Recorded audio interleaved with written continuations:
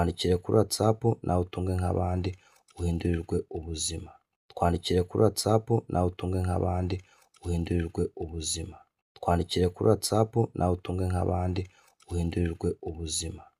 Waba warazengurutse amahanga wifuza bikanga, nyamuneka bene data ntago mukeneye kujya ahandi hantu ngo babahende.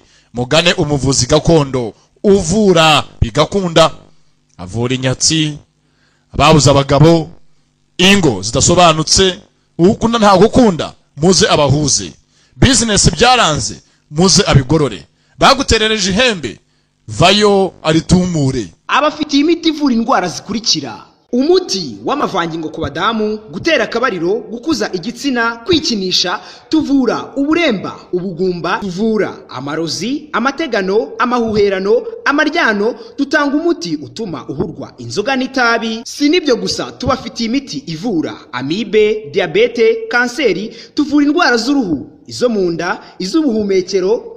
Akarusho ku gitsina gore tubafitiye umuti wo guca imyeyo, umuti w'ubucuruzi, umuti w'urukundo, umuti ugaruye ibyibwe, dutanga uruhereko, umuti wo gutera akabariro ku bagabo, tubafitiye umuti ukuza igitsina, dutanga umuti ugahurwa kwikinisha, tubafitiye umuti utuma uhurwa itabi n'inzoga, tubafitiye umuti usiga ku gitsina kikaba kinini. Twatanze promosiyo ku mafaranga ibihumbi 5 gisuzumiro ugacyura n'umuti. Nimero zacu 0793577995.